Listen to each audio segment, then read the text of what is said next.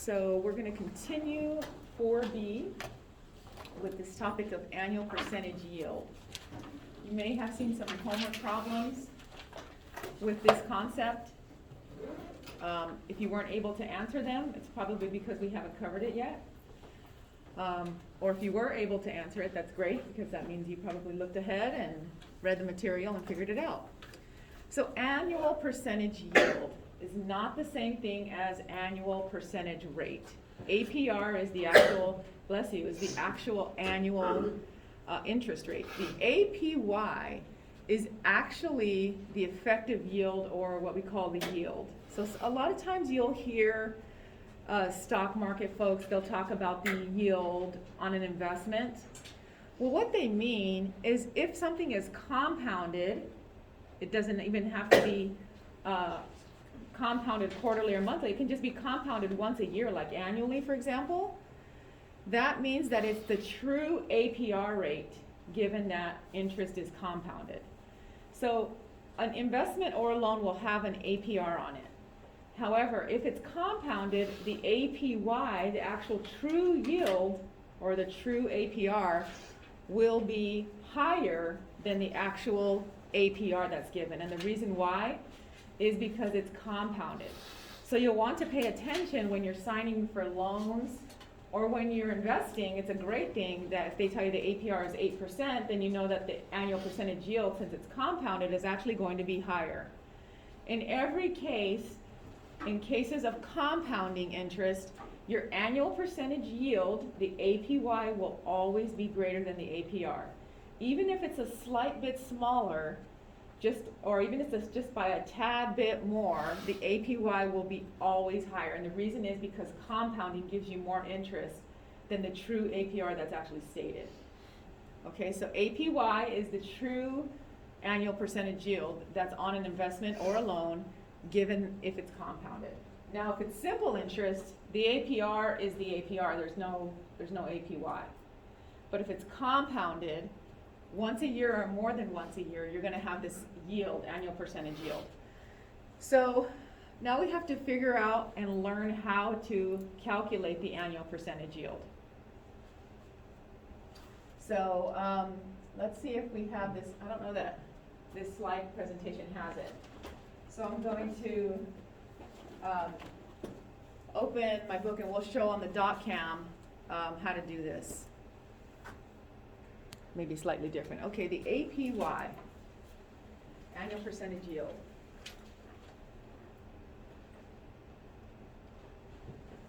The way to calculate the annual percentage yield is you have to basically calculate the relative increase.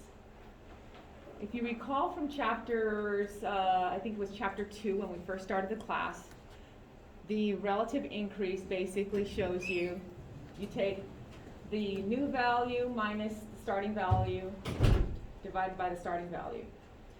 So the way we do that, we find the absolute increase, or the new value minus the starting value.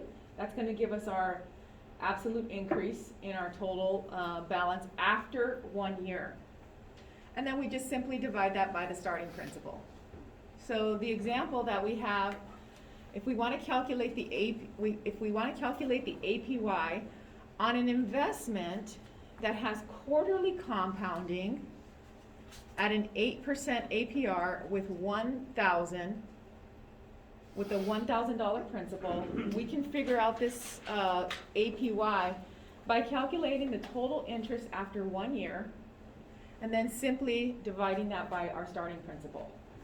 So rather than doing the compound interest formula, let's use our Texas Instruments calculators to find the interest after 1 year with something that's compounded quarterly. And we can do that by using our Texas Instruments calculator and the time value of money solver that we used on Monday.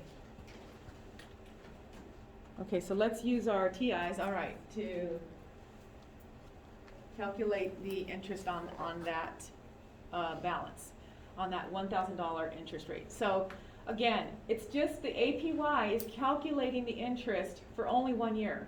So that's all we need to do for the APY. So 1 year at Was it 8% interest?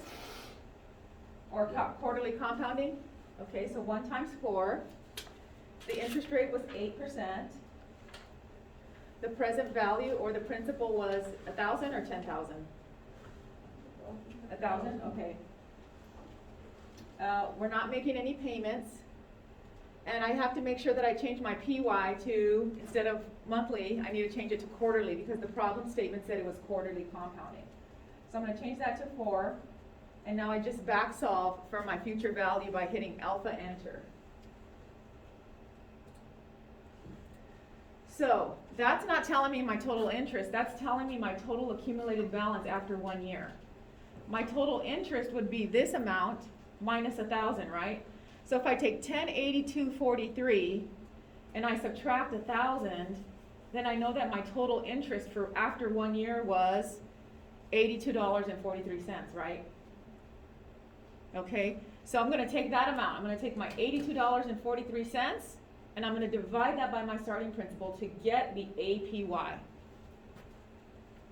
So take your 82.43, and that's where they got that, divided by your starting principal. And notice that this comes out to 0.08243, which is actually 8.243. If you notice in the document and in the problem statement, we showed an interest of 8% APR.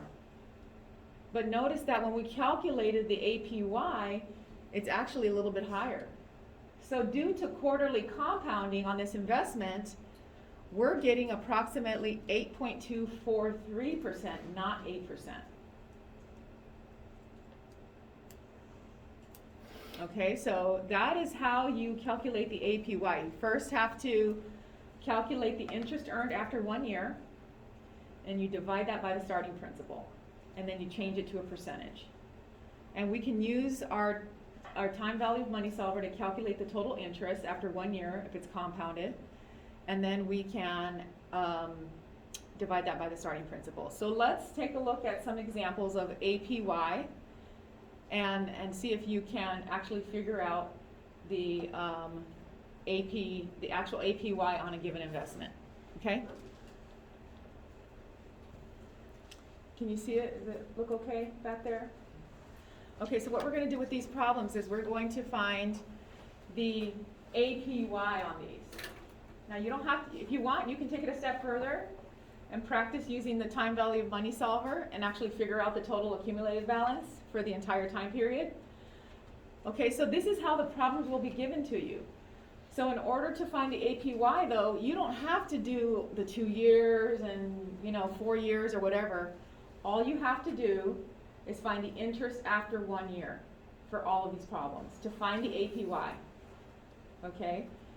If we were solving, then we would use the 2 years, we would do all of that. But since we're not solving for the accumulated balance, we're solving for the APY, regardless of how many years the investment is for, you only have to find the total interest after 1 year to find when you're doing the APY. That's the key to remember when you're finding the APY. So for that first one, it's $12.40 at 8% compounded annually for 2 years. Okay, so if we were to find the full investment, we would have to do, my N is annually, so 1 times 2. My interest rate is 8. My present value is $12.40. It's compounded annually, meaning my PY would be 1. And then I could find the future value. Okay, so I could find the total accumulated balance. But I'm not asking you to find the accumulated balance. I'm asking you to find the APY. So let's do the APY for that one.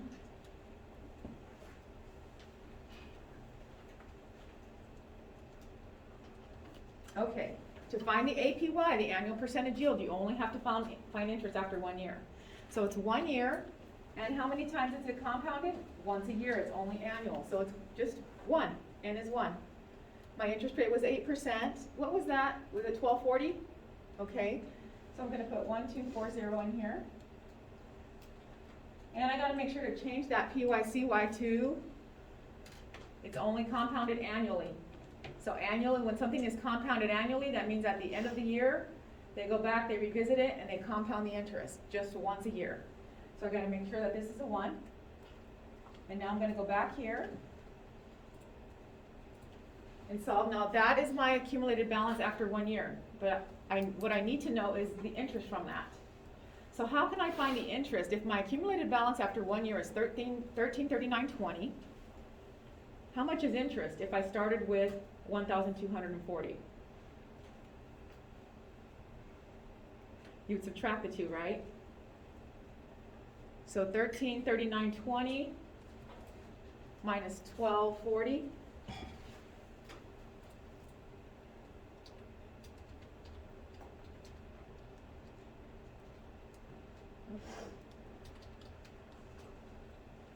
$99.20. That's my total interest. What do I divide that number by? 1240, the starting balance, right? So 99.20 divided by 1240 gives me 0.8. So that one is basically, the APY is basically the same as the actual APR in this case. 0.08. Okay. So that one, it turns out to be the same. Very similar. If we went further precision-wise on our calculator, maybe further down the line in the 100 millionths or something like that, you would find like a digit of a 1, or you'd find a 2, something more than a 0. Okay, so let's do the next example. Let me find one that's compounded more than once a year so that you can actually see the difference. Okay, so which one of these has compounded? Let's do this. Let's do number 18. Number 18 is quarterly compounding. So that way we can actually see more of a difference than just this one that was compounded annually. That's a really high APR. But because it's compounded quarterly, when we do the APY, we should have something a little bit higher than the 13.6%. So again, how do we do that? To find the APY, I don't care that it's compounded for 4 years. I just need to find the total interest earned after 1 year. So 21,000, 13.6 compounded quarterly. So I'm going to go back to my time value of money solver by hitting apps, finance, time value of money solver. Okay, that investment was compounded quarterly, right? So, and we're just doing for 1 year. So it's going to be 1 times 4. That's my N. My interest rate was 13.6%. And the starting balance was $21,000. I'm not making any payments. I want to make sure to change my PY to being compounded. In that example was 4 times. And now solve for this by hitting alpha enter. Okay, so at the end of my first year, at 13.6% interest compounded quarterly, I have a total investment of $24,004 and let's say 99 cents. So in order to find the interest on that, I have to take that amount and subtract the starting balance of 21,000 because I need that for my APY calculation. So 24,004.99.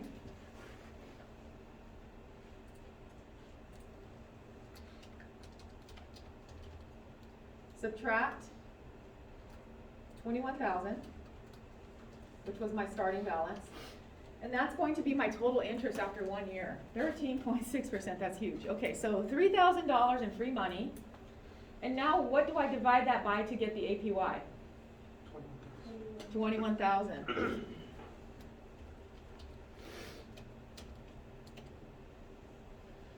So our problem statement showed that this investment had 13.6% interest. However, our APY, so the true APR, given that this is compounded quarterly, is actually higher. It's 14.3 or 14.31.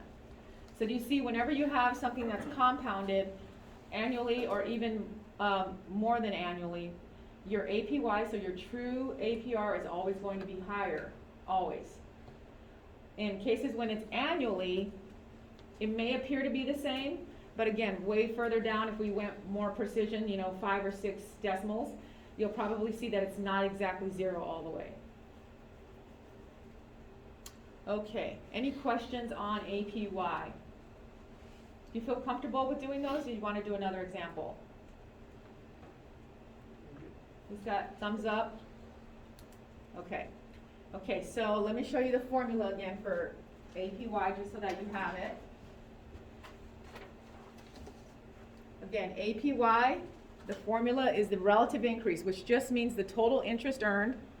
And the way we found that absolute increase was by taking the new value minus the starting value, right? Remember that concept of relative and absolute? Okay, so we found the absolute increase, which is basically your interest after 1 year. You divide it by your starting principal, and that's how you get your APY.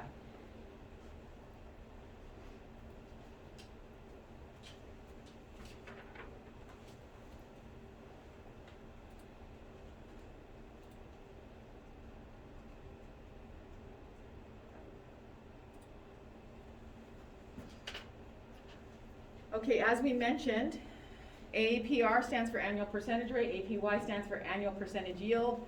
APY is just the true APR on a compounded investment. APY will be equal to the APR if the interest is compounded annually, so that's what we saw. APY will always and always and always be greater than the APR if interest is compounded more than once a year. So we saw an example of the annual where it was exact. And further down the line, if you go more precision, you probably see it to be a little bit, tad bit higher. And the APY is greater than the APR, which we saw in 2 examples when we were compounded quarterly or semi-annually or what have you. Always be the case. Okay, so let's take a look at an APR of 8% on, let's say, whatever the investment was, $1, $100. Anyway, if you have a compounding period of 1, your APY, notice if it's 8%, notice that the 8 is the same thing. If it's N is 4, that's quarterly compounding, notice it's higher, it's 8.243. So they just used a roundabout number even if it's just $1. So we're just showing the value of the APY, how it changes with the different number of compounding periods. If you're compounding monthly, now you're a little bit higher than the quarterly compounding. Your APY is actually almost 8.3, it's 8.299999507. Daily compounding, 365 days a year, your APY is actually 8.327, so it's a little higher. If you compound 500 times a year, I don't know why you would compound 500 times, but it's not standard. But you can just see that it goes up just slightly. But notice, as you increase your N, after right around, 500 times maybe, the APY diminishes, it starts to level out. Right? So you can only compound so many times before the return starts to diminish. It doesn't really matter. It starts to stabilize. So the APY starts to stabilize. So what I mean by that is if you look at compounding 1,000 times a year, compounding 10,000 times, compounding 1 million, 10 million, 1 billion, notice that those values pretty much are staying stable. 8.328, then we get to 3, then we have 6, 7. So they stay relatively stable once you start compounding more than 500 times in a year. So this is what the visual representation would look like. When you start, it's exponential. So you start here at your 8%, you start compounding 12 times a year, and it kind of goes up a little bit more. When you get to 24, it goes more and more. But as your number of compounding increases, notice that your APR gets the same as your APY. So it starts to just stabilize over time to this right here, this number that they have highlighted in blue is the 8.328. So after compounding so many periods, you just end up stabilizing to that 8.328. And this is true with any APR. If you continue to compound, it gets really, really, really, really close to something that we call continuously compounding. If you're compounding 1 billion times, 1 million times, it gets really close to this concept called continuously compounding, meaning that you're just continuously, it's compounding it's just every second that goes by, it's compounding. So there is that concept of continuous compounding, and this is the formula for it. So here you can use the formula. So if you don't have your Texas Instruments calculator and you're still being stubborn about getting one, you can do these calculations with the formula. And It's totally fine. Because we're not going to use our time value of money solver for continuous compounding. So pay close attention when you're working on the homework assignments as to whether it says compounded annually, compounded monthly, compounded quarterly, or if it says compounded continuously. If it says compounded continuously, you're going to use this formula. That's the accumulated balance is equal to my starting principal times this value of E, which is an irrational number that has been shown to equal approximately 2.71828. And that value gets raised to the APR, written as a decimal, times the number of years. So we're going to do an example of continuous compounding using this particular formula. Okay, let's say you deposit $100 in an account with an APR of 8% and it's continuously compounded. I personally, in my experience, have never had an investment or a loan, thankfully no loans, with continuous compounding. However, it is important to know in case you do find something that has continuous compounding on it. Okay, how much will you have after 10 years? Okay, so it says continuous compounding, so we're going to use our formula. Okay, so our principal is 100, our APR is 0.08. We have 10 years of continuous compounding, so the accumulated balance. We plug and chug into the formula. So 100 times E raised to the 0.08 times 10. Now, if you find on your calculator, you should be able to find the value of E on your calculator.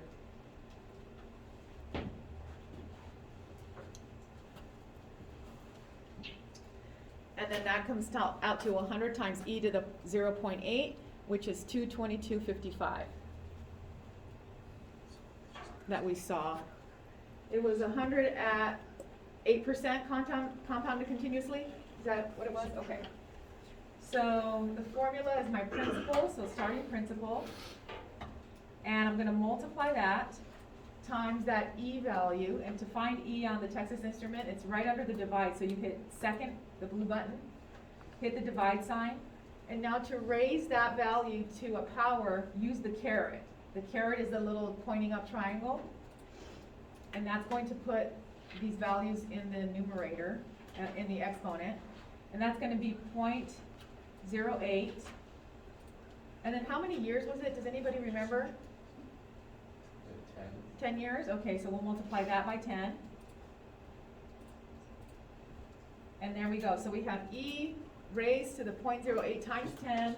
I hit enter, and that's my ending balance. So I have 222.55 at the end of that time period.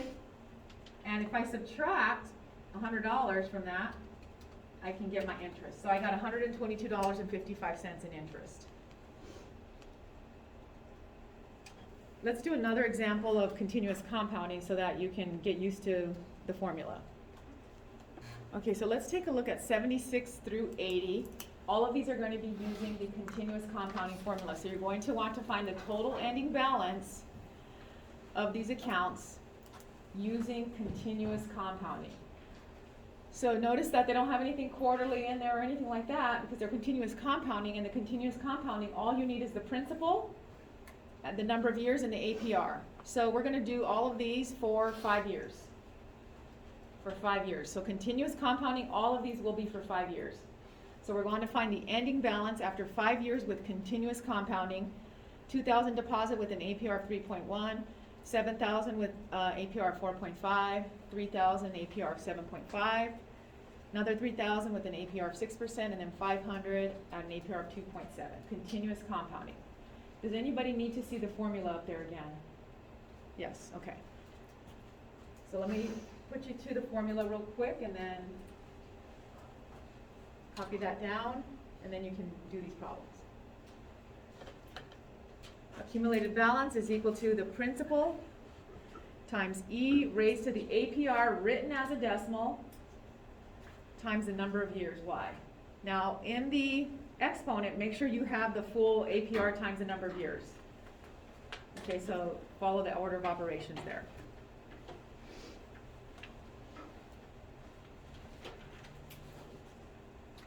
Okay.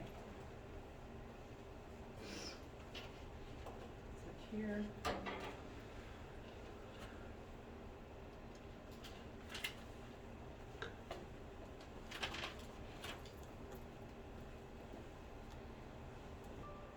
Okay, so now let's go ahead and do these on our calculators.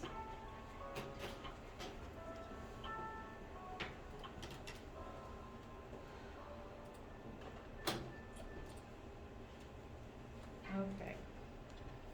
Okay, so the first problem.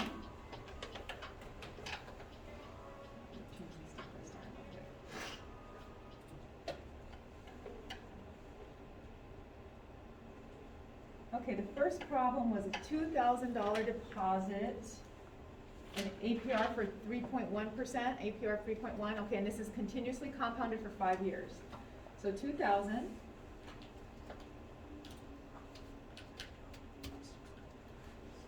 times my E raised to the, not 3.1, but we have to rewrite that as a decimal, so that's going to be 0.031, and all of these we're just going to do for 5 years. So my ending balance is $2,335.32. Yes. You subtract 2,000 and that gives you $335 if you wanted to calculate the interest, but you don't have to. But if they asked you for the interest on a continuously compounded, you could do that by subtracting 2,000. Okay, the next one, 7,000 at an interest of 4.5%. Okay, 7,000 at an APR of 4.5%.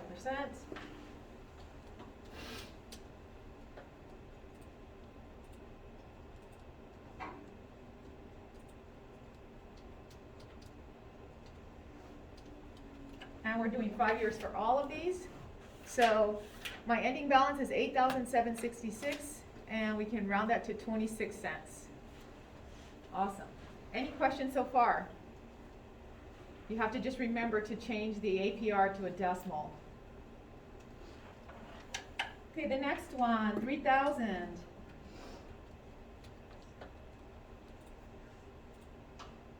Oops.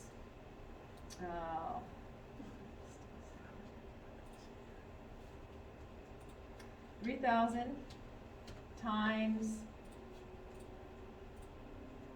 our APR on this one is 7.5, so 0.075 times 5 years, 4364.97, my ending balance. And again, if you wanted to calculate the interest, you just subtract 3,000 from that. Okay, the next one, 3,000 also.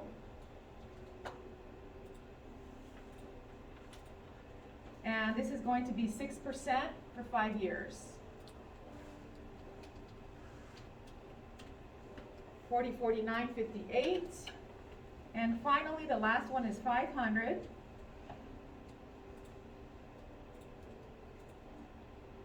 At an APR of 2.7%. So 2.7 is 0.027. And that's 572.27 to round it out.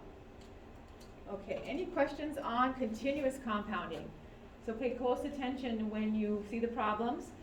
Whether it's telling you it's compounded continuously, then you're going to use this formula. If it's compounded quarterly, annually, anything more than simple interest, you're going to use your time value of money solver. Okay? And the time value of money solver is not going to be a waste, because as you will see when we get to section 4C and 4D, we're actually going to be learning how to calculate the total payment on an investment. Or how many years will it take me to pay off this amount at this % interest. So we're going to learn about all of that using our time value of money solver in sections 4C and 4D. So don't worry if you're like, oh my gosh, I needed the calculator just for that piece. We actually will be using it all through this chapter 4.